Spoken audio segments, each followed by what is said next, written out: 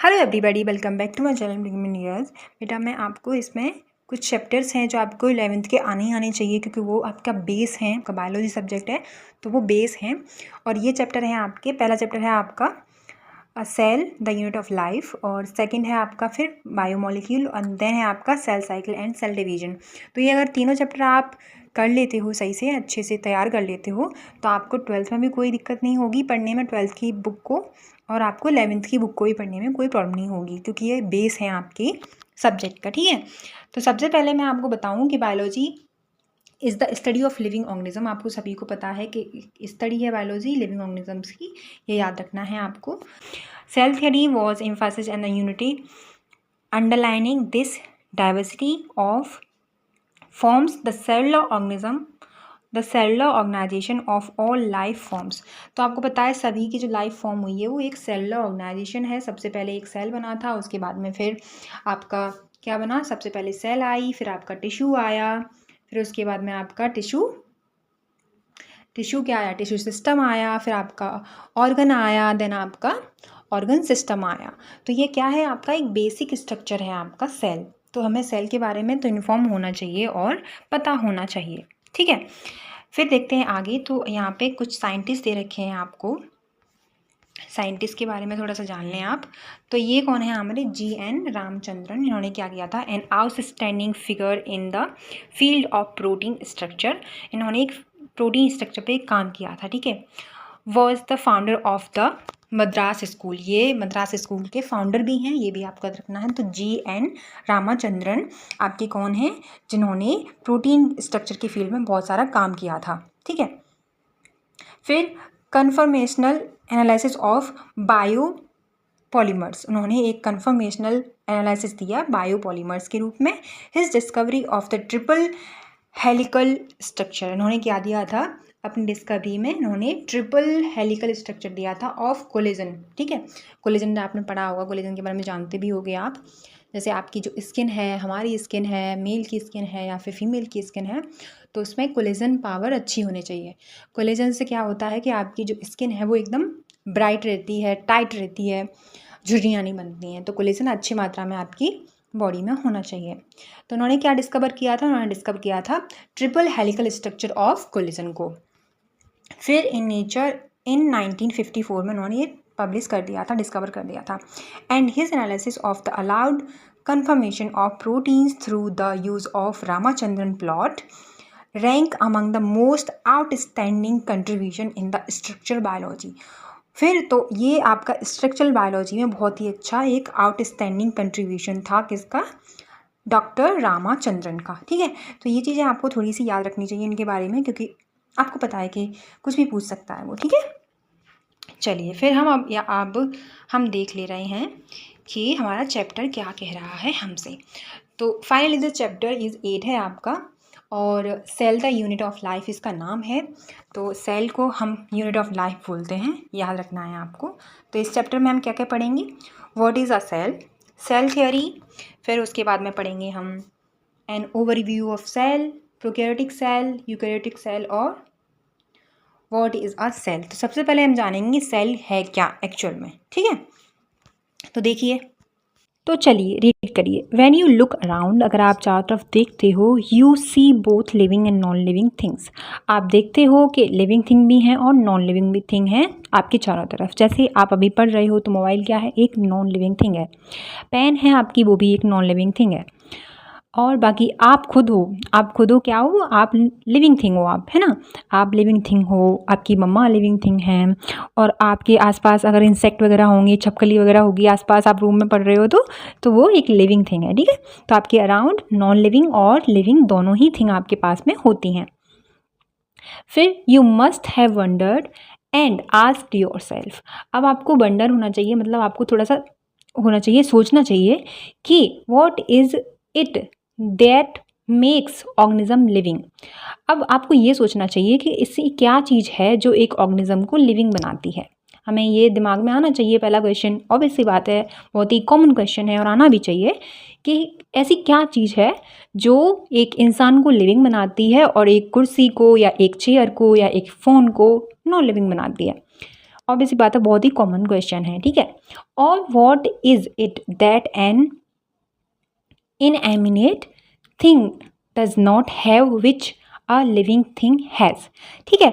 तो आपको ये भी पता होना चाहिए कि कौन सी और चीज़ें हैं जो इनएमिनेट बनाती हैं चीज़ों को, जो आपकी लिविंग थिंग में नहीं आती हैं।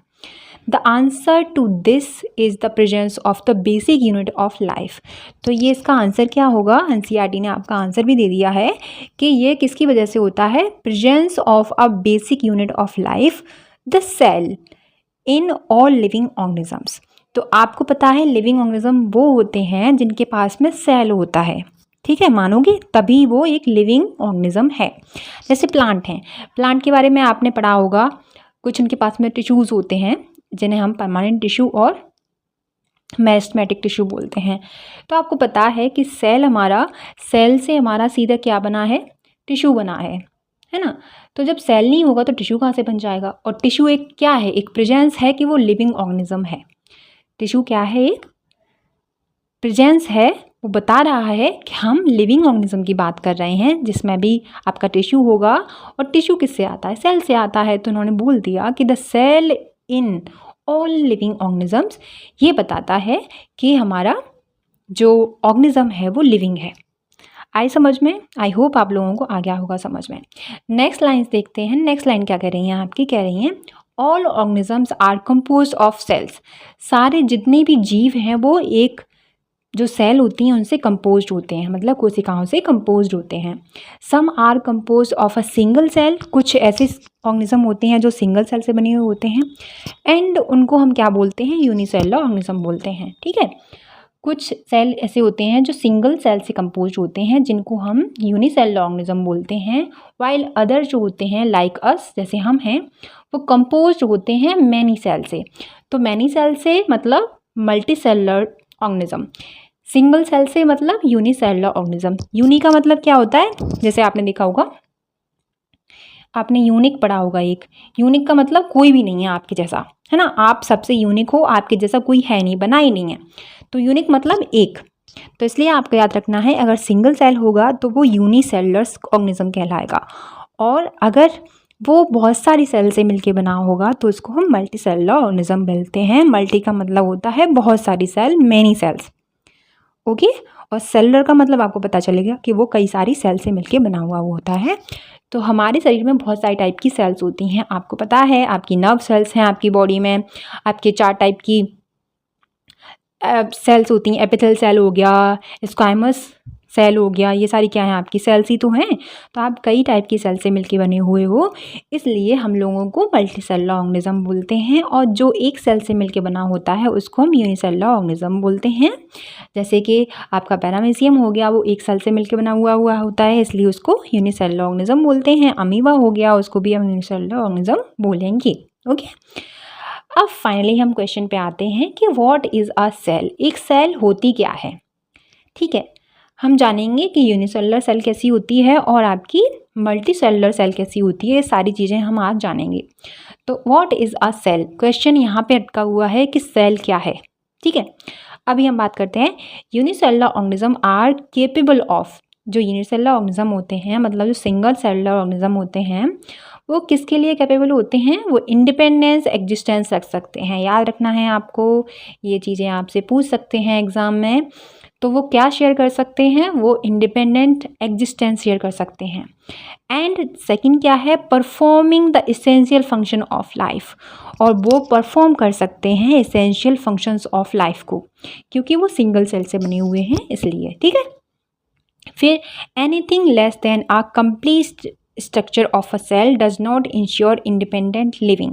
तो anything less than a complete structure of a cell does not ensure independent living. अब कोई भी चीज़ है जो आपकी स्ट्रक्चर उसका कैसा है, कंप्लीट नहीं है, तो इसका मतलब ये नहीं है कि वो इंडिपेंडेंट लिविंग कहलाएगा, ठीक है।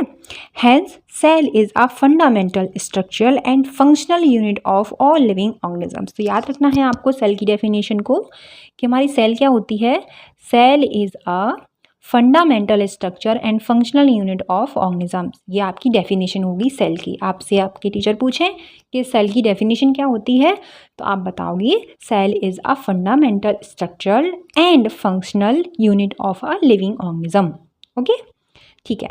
तो आपने जान लिया कि फंडामेंटल स्ट्रक्चर है सेल हमारा एक, और एक फंक्शनल यूनिट भी है हमारी ऑल लिविंग ऑर्गेनिज्म की। ठीक है, सबसे पहले हम साइंटिस्ट पढ़ते हैं इसमें एंटोनी वॉन लीवनहॉक, जिनको हम शॉर्ट में AV लीवनहॉक भी बोलते हैं। ठीक है, AV ल्यूवेनहॉक के नाम से भी इनको जाना जाता है। तो उन्होंने सबसे पहले एक लिविंग सेल को क्या किया, डिस्क्राइब किया। फर्स्ट उन्होंने देखा कि एंटोनी वॉन लीवनहॉक ने देखा लिविंग सेल को सबसे पहले। फिर आए हमारे रॉबर्ट ब्राउन, जिन्होंने लेटर डिस्कवर किया एक न्यूक्लियस को। तो ये दोनों ही साइंटिस्ट आपको याद रखने हैं। ओके, तो सबसे पहले साइंटिस्ट कौन थे जिन्होंने लिविंग सेल को डिस्कवर किया, वो थे हमारे एंटोनी वॉन लीवनहॉक, और जो हमारे रॉबर्ट ब्राउन थे उन्होंने डिस्कवर किया था न्यूक्लियस को। ओके, ठीक है। तो आपको दोनों साइंटिस्ट आपको याद रखने हैं। एक हो गए आपके रॉबर्ट ब्राउन जिन्होंने न्यूक्लियस को डिस्कवर किया है, और एक हो गए आपके एंटोनी वॉन लीवनहॉक जिन्होंने सबसे पहले फर्स्ट देखा था लिविंग सेल को। ठीक है, देखा था एंड डिस्क्राइब भी किया था एक लिविंग सेल को। ठीक है, और मैं आपको बता दूं जो हमारे एक डेड सेल है वो किसने दी थी, ज़रा आप बताओगे मुझे। तो वो होते हमारे रॉबर्ट हुक, जिन्होंने डेड सेल के बारे में हमें बताया था। सबसे पहले डेड सेल को उन्होंने बताया था कि ये डेड सेल है, एक लकड़ी की सेल को उन्होंने बताया था कि ये एक डेड सेल है। तो वो रॉबर्ट हुक थे हमारे, ये भी आपको याद रखना है। तो ये सारे मार्क कर लेना, ठीक है, जो चीज़ें। फिर आते हैं हम the invention of the microscope and its improvement leading to the electron microscope revealed all the structural details of the cell. ठीक है, फिर लेटर ऑन क्या हुआ, हमारे जो माइक्रोस्कोप थे थोड़ा सा एडवांस हुए, उसके बाद में हमारा इलेक्ट्रॉन माइक्रोस्कोप आया, तब उन्होंने अच्छे से स्ट्रक्चर जो सेल का था उसको रिवील कर पाए, अच्छे से बता पाया कि अरे सेल के अंदर ये भी होता है। क्योंकि इलेक्ट्रॉन माइक्रोस्कोप बहुत ही छोटा जो चीज़ होती है उनको भी आपको मैग्नीफाई कर सकती है। तो उन्होंने बताया फिर अच्छे से कि हमारे सेल के अंदर ये चीज़ें और भी होती हैं। ठीक है, यहाँ तक आपको समझ में आ गया होगा। अब हम देखते हैं कि अब हमें पता चलेगा कि सेल है क्या। ठीक है, अब हम बात करेंगे सेल थ्योरी पे कि सेल थ्योरी किसने दी थी। तो सबसे पहली बात है आपको अपनी NCERT खोल के रखनी है अपने पास में, लेक्चर साथ में देखते जाना है।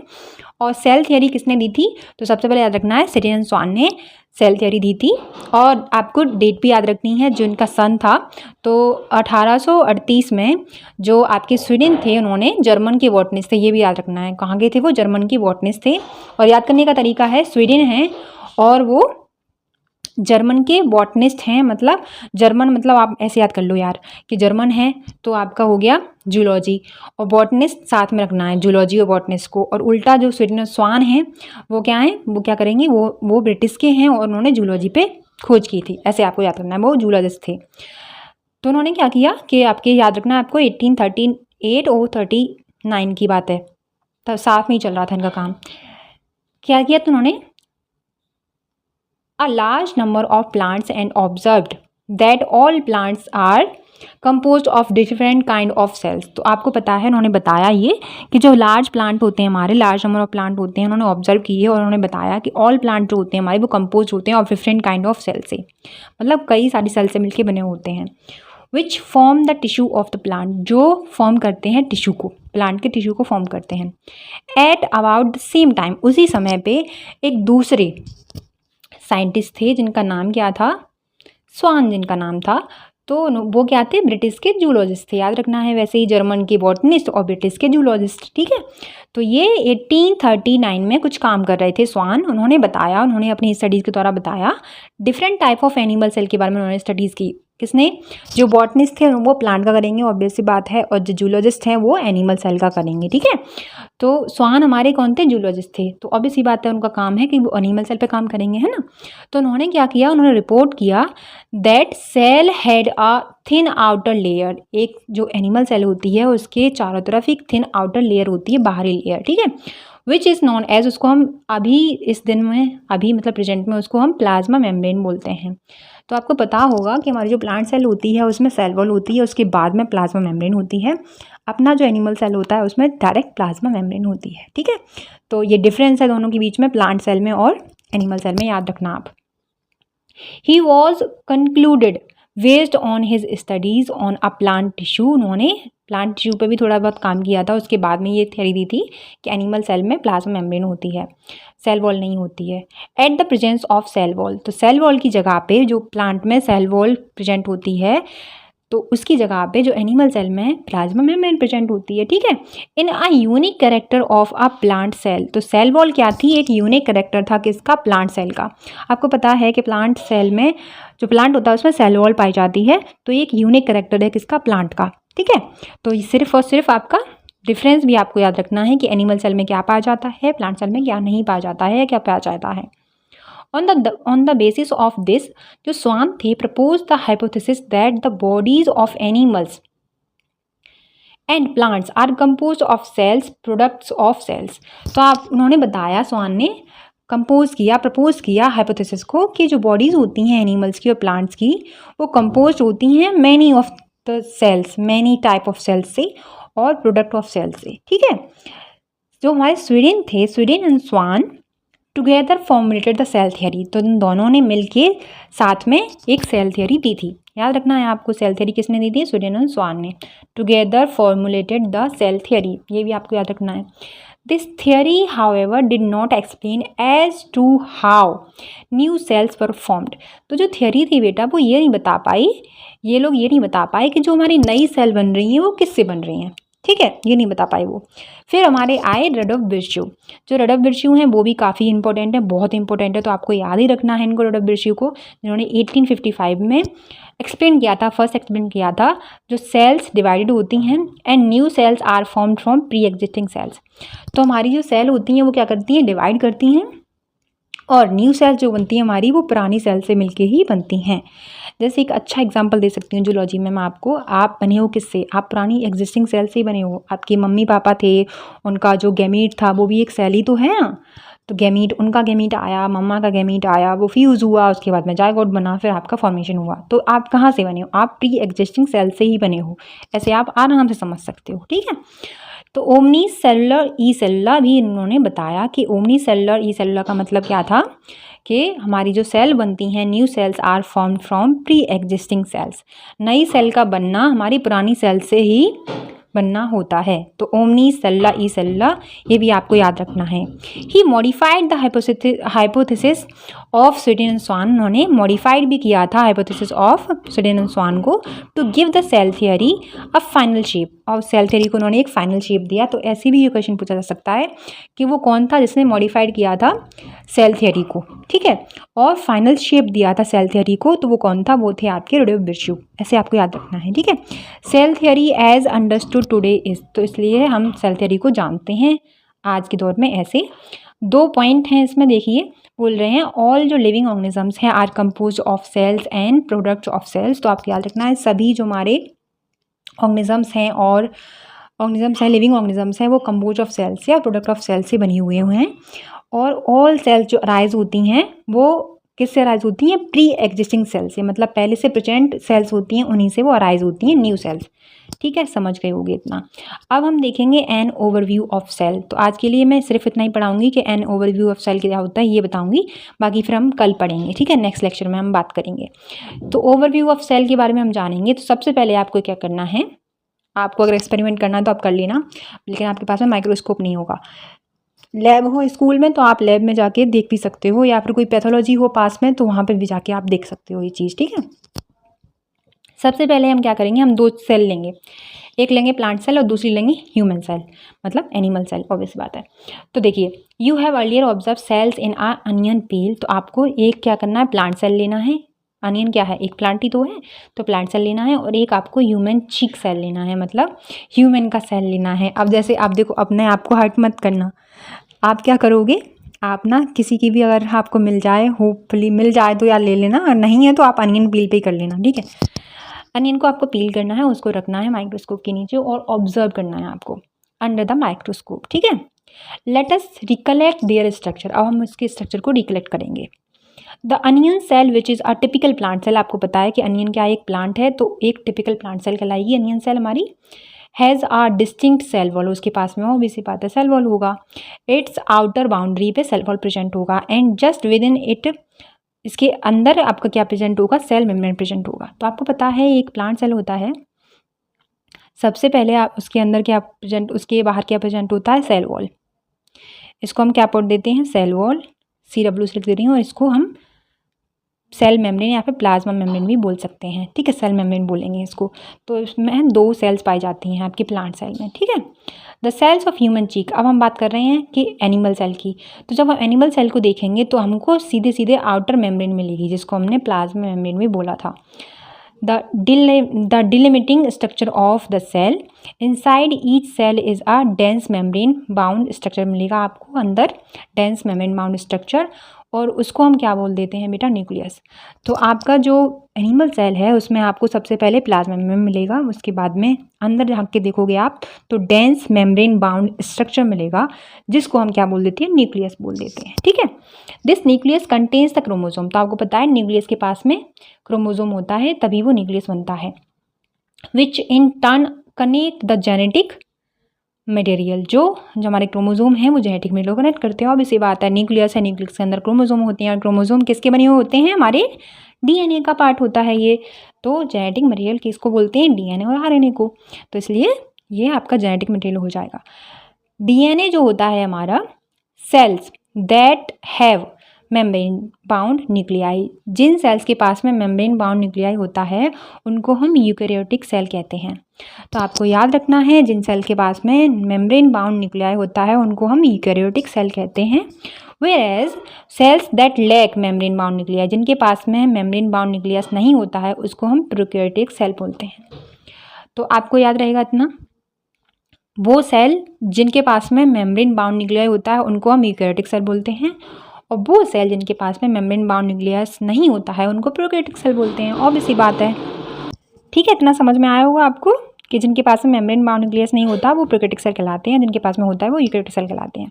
इन बोथ प्रोकैरियोटिक सेल हो या फिर यूकैरियोटिक सेल हो, semi fluid matrix called cytoplasm occupy the volume of the cell. तो जो हमारी यूकैरियोटिक सेल होती हैं और प्रोकैरियोटिक सेल होती हैं उनके पास में सेमी फ्लूइड मैट्रिक्स पाया जाता है, जो हमारे, जिसको हम साइटोप्लाज्म बोलते हैं, और जो हमारी सेल को वॉल्यूम प्रदान करता है। इतना आपको याद रखना है, ठीक है। दोनों के पास में सेमी फ्लूइड मैट्रिक्स पाया जाएगा, जिसको हम साइटोप्लाज्म बोलते हैं, और जो हमारी सेल को वॉल्यूम प्रदान करता है, ठीक है। The cytoplasm is the main arena of the cellular activity, ठीक है।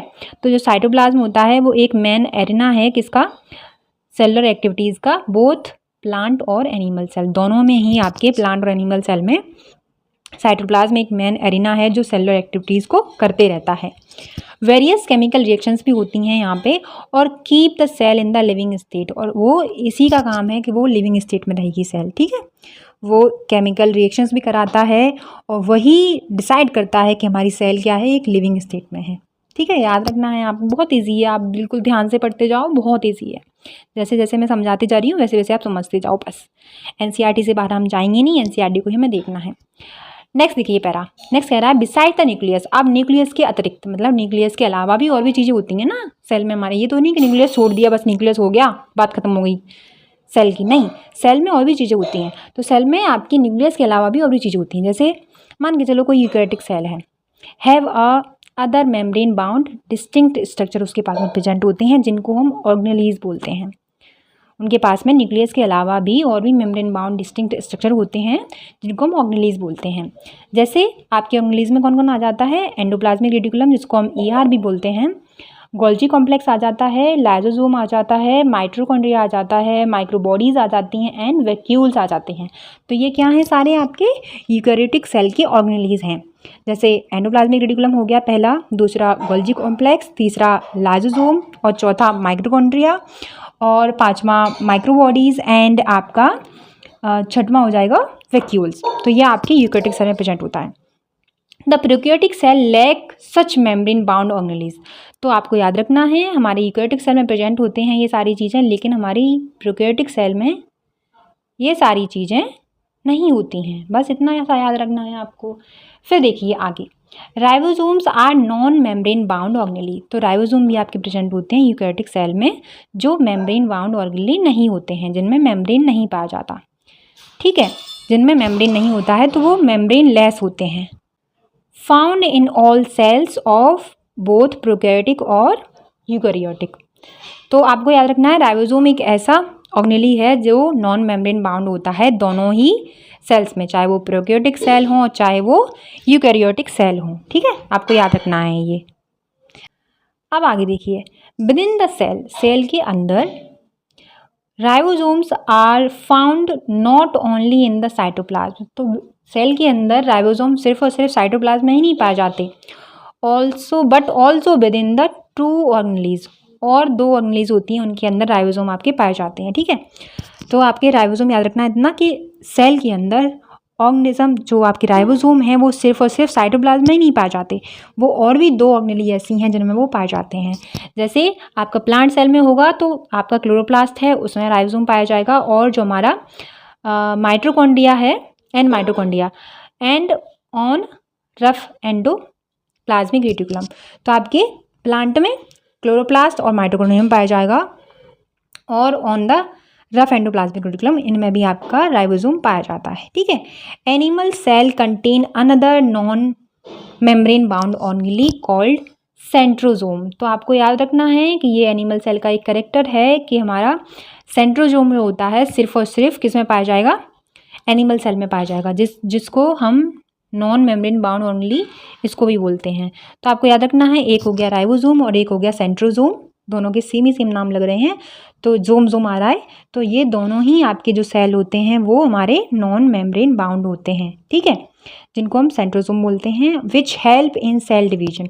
सेंट्रोजोम क्या करता है, सेल डिवीजन में हमें हेल्प करता है। जब हम cell the unit of life पढ़ेंगे, cell cycle and cell division पढ़ेंगे, तो हम सेंट्रोजोम के बारे में जानेंगे और हम डीपली उसको बात करेंगे, ब्रीफली अच्छे से बात करेंगे उसके ऊपर। ठीक है, तो एनिमल सेल में क्या होता है कि एनिमल सेल में एक अनदर सेल ऑर्गेनेली होता है जो नॉन मेम्ब्रेन बाउंड होता है और जिसका नाम होता है सेंट्रोजोम। ठीक है, जो हेल्प करता है सेल डिवीजन में। तो क्वेश्चन आपसे पूछ सकते हैं कि ऐसी कौन सी सेल है एनिमल सेल में जो नॉन मेम्ब्रेन बाउंड होती है, ठीक है, और सिर्फ सेल डिवीजन में हेल्प करती है। तो आपको याद रखना है सेंट्रोजोम वो होता है। Okay, got it. ठीक है, और उसमें आपको एग्जाम्पल में वो भी दे रखा होगा ऑप्शन में राइबोसोम, तो आप हवा में राइबोसोम मत लगा देना। ठीक है, ध्यान से पढ़ना क्वेश्चन को, ऐसी गलतियाँ करते हैं हम क्वेश्चन में। फिर देखिए आगे, cells differ greatly in size. जो सेल होती हैं वो ग्रेटली साइज में डिफर करती हैं, साइज में, शेप में, एक्टिविटीज़ में। फॉर एग्जाम्पल, जो आपका माइकोप्लाज्मास होते हैं हमारे, द स्मॉलेस्ट सेल होती है। तो माइकोप्लाज्मा क्या है, एक बहुत ही सबसे छोटी सेल है जिसका डायमीटर कितना होता है, लेंथ कितना होता है, sorry, only 0.3 micrometer in length में होता है। वाइल जो आपके बैक्टीरिया होते हैं वो क्या होते हैं, हमारे बैक्टीरिया, देखो यहाँ पे सारी सेल्स दे रखी हैं आपको, जितनी भी सेल्स हैं वो दे रखी हैं। तो बैक्टीरिया क्या होते हैं, बैक्टीरिया हमारे अबाउट 3 to 5 माइक्रोमीटर होते हैं।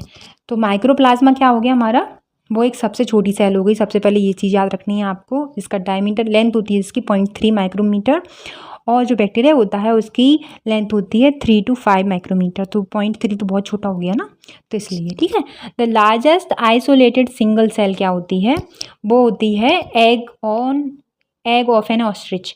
एक ऑस्ट्रिच का जो एग होता है, सबसे ज़्यादा लार्जेस्ट सिंगल सेल होती है वो एग ऑफ एन ऑस्ट्रिच की होती है। ठीक है, याद रखना है। तो स्मॉलेस्ट सेल हो गई mycoplasma, largest isolated single cell हो गई हमारी एग ऑफ एन ऑस्ट्रिच की। Among multicellular organisms, human जो रेड ब्लड सेल होते हैं जिन्हें हम आरबीसी भी बोलते हैं, और जिनको हम एरिथ्रोसाइट्स भी बोलते हैं, एरिथ्रोसाइट्स। ठीक है, ये भी याद रखना है। वो क्या करती हैं, सेल्स आर अबाउट 7 माइक्रोमीटर की होती हैं डायमीटर में। तो आपको पता है जो हमारी एरिथ्रोसाइट होता है वो हमारा बाइकॉन्केव शेप होता है, और वो ई न्यूक्लिएटेड होता है, और वो आपका डायमीटर में 7 माइक्रोमीटर का होता है। नर्व सेल्स होती हैं वो लॉन्गेस्ट सेल कहलाती हैं। तो आपको याद रखना है नर्व सेल क्या है, हमारी लॉन्गेस्ट सेल हैं। लार्जेस्ट और लॉन्गेस्ट में कंफ्यूज मत होना, लार्जेस्ट है हमारी egg of an ostrich cell, और सिंगल सेल है ये, और नर्व सेल होती हैं हमारी वो लॉन्गेस्ट सेल होती हैं। सेल्स ऑल्सो वेरी, ये ग्रेटली होती हैं बेटा, बहुत ही वेरी कर रही होती हैं ये इनका साइज़। अब लॉन्गेस्ट सेल मान के चलो कितनी लंबी होगी, है ना, तो ऐसे ये वेरी कर रही होती हैं साइज़ में, शेप में और फंक्शनिंग में। ते मे बी डिस्क लाइक हो सकती हैं ये आपकी सेल, पॉलीगोनल हो सकती हैं, कॉलमनार हो सकती हैं, क्यूबॉइडल हो सकती हैं, थ्रेड लाइक हो सकती हैं, इवन इरेगुलर भी हो सकती हैं आपकी सेल्स। ठीक है, तो याद रखना है आपको। The shape of the cell may vary with the function they perform. तो आपका जो शेप होता है सेल का वो फंक्शनिंग के तौर पे जो फंक्शन कर रहा होता है तो वो वेरी कर सकती हैं शेप में और साइज़ में। ठीक है, याद रखना है आपको ये चीज़ें सारी। जितनी भी मैंने चीज़ें पढ़ाई हैं आज का, जितना भी मैंने टॉपिक आपको कवर कराया है वो आपको बिल्कुल टिप्स पे होना चाहिए, बिल्कुल याद होना चाहिए। फर्स्ट टाइम पढ़ रहे हो तब भी, और आप कई बार पढ़ चुके हो तब भी। कई बार पढ़ चुके हो उनका तो अलग ही बात होनी चाहिए, उन्हें तो पता होना चाहिए। ठीक है, तो ऐसे आपको पता होना चाहिए। अब बता दूं मैं आपको, इसमें जो रेड ब्लड सेल है वो कितने का था बताओ? 7 माइक्रोमीटर का था रेड ब्लड सेल। ठीक है, ये आपकी वाइट ब्लड सेल हो गई। अब आपको दिख रहा होगा डिफरेंस, इनका शेप देखो, इनका शेप देखो, इसका शेप देखो, इसका शेप देखो, इसका शेप देखो, इसका देखो नर्व सेल का जो लॉन्गेस्ट सेल है, इसका देखो प्लांट सेल में ट्रैकिड है ये, और ये क्या है आपका? ये होगा मेसोफिल सेल। हाँ, इसका देखो आप एंट्रैकिड का इलोंगेटेड सेल है, ये प्लांट सेल है, ये भी एक प्लांट सेल है जिसको हम मेसोफिल सेल्स बोलते हैं, और राउंड एंड ओवल शेप में होती है। तो आपको पता चल गया होगा फिगर देख के कि आपकी जो सेल होती हैं वो शेप, साइज़ और फंक्शनिंग में अलग अलग होती हैं। जैसे मान के चलो, आप अपने में ही एग्जांपल दे लो, आपकी जो पाम होता है हमारा, उसकी सेल देखो कैसी हैं, है ना। और जो अपना पीछे बैक पाम देखोगे आप, उसकी सेल कैसी हैं। तो वो फंक्शनिंग के तौर से उनका क्या होता है, अलग सेल शेप होता है, साइज़ होता है, और फंक्शनिंग के तौर पे वो एक्सपेंड भी कर जाती हैं। जैसे मान के चलो, जो लोग एक्सरसाइज करते हैं और जो लोग एक्सरसाइज नहीं करते, तो उनका देखना आप मसल्स क्या होती हैं, एकदम एक्सपेंड कर जाती हैं, जो जिम में जाते हैं या फिर जो एक्सरसाइज करते हैं। और जो लोग नहीं करते हैं उनका दिखना आप वो श्रिंक ही रहती हैं। तो फंक्शनिंग के तौर पे हमारी जो सेल होती हैं वो एक्सपेंड कर जाती हैं और वेरी भी करती हैं। ठीक है, इतनी चीज़ें आपको याद रखनी है, दोबारा से रिपीट करना है इस लेक्चर को। अगर आपको करना हो तो जल्दी से कर लेना, 1.5 पे कर लेना। अगर आपको दिक्कत हो रही हो तो 1.5x पे आप कर लेना इसको, जिससे दोबारा से आपको रिपीट हो जाएंगी सारी चीज़ें। ठीक है, thank you so much for watching my take care. आपको लेक्चर कैसा लगा प्लीज़ मुझे फीडबैक ज़रूर देना, क्योंकि मेरे लिए वो फीडबैक ही काफ़ी है। ठीक है, और कुछ नहीं मांग रही मैं आपसे, तो फीडबैक देना और लाइक सब्सक्राइब जो भी करना हो आप कर देना। आपका मन हो तो करना, नहीं मन हो तो कोई ज़बरदस्ती नहीं है। ठीक है, लेकिन फीडबैक ज़रूर देना, क्योंकि वो फीडबैक मेरे लिए बहुत मायने रखता है, तभी मैं नेक्स्ट लेक्चर ला पाऊँगी आपके लिए। तो ये आपका फर्स्ट लेक्चर आज कंप्लीट हो गया है। Then bye, take care.